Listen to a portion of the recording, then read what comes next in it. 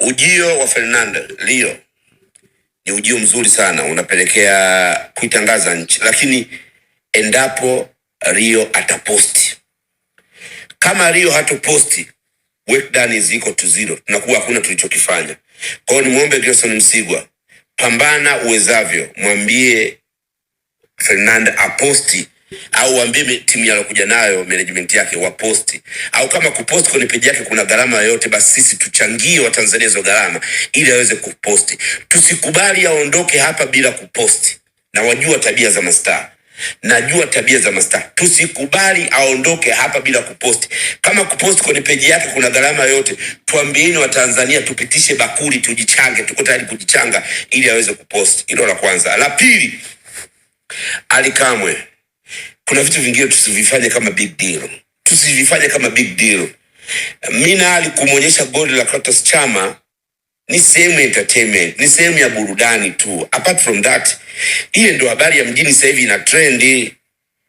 Ni sawa sawa kama sasa hivi tuanze kuleta mambo ya miaka miwili nyuma umuonyeshe sasa hivi. Ndio maana hata mwenyewe aliuliza hii issue ni ya current au ya muda, alivyoambiwa ni ya muda huu, akatake it.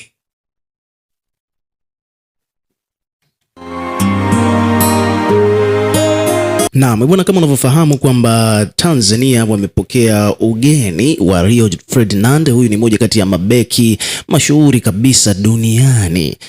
Bwana, nadhani utakuwa unafahamu hilo kwamba ni moja kati ya mabeki maarufu duniani wa muda mrefu, ni legend pale Man United England huko. Sasa amewasili Tanzania kwa ajili ya kufanya utalii, na ni moja kati ya nafasi au fursa ambayo kwa jinsi ambavyo wananchi wa Tanzania na viongozi walivyokuwa very smart, wamejua kabisa kwamba hii ni nafasi nzuri ya kutangaza utalii. Kwa hiyo Rio Ferdinand amepokelewa kifaume kweli kweli. Sasa kitu ambacho hapa Mwijaku amekizungumza ni kwamba itakuwa ni vyema zaidi wapo kama Rio akiposti the way ambavyo alivyopokelewa, the way ambavyo alivyoenjoy hospitality aliyoipata hapa Tanzania, maana kiukweli amefanywa ajisikie special sana huyu Rio Ferdinand. Kwa inakuwa ina boost popularity ya nchi, na pia vile vile sekta ya utalii inazidi kukua kwa kiasi kikubwa mno. So ni kitu kizuri. Kwa hiyo Mwijaku yeye anasema kwamba itabidi ipambaniwe bwana, huyu jamaa posti tu katika kurasa zake za mitandao ya kijamii kwa ajili ya kuipopularize nchi ya Tanzania katika upande wa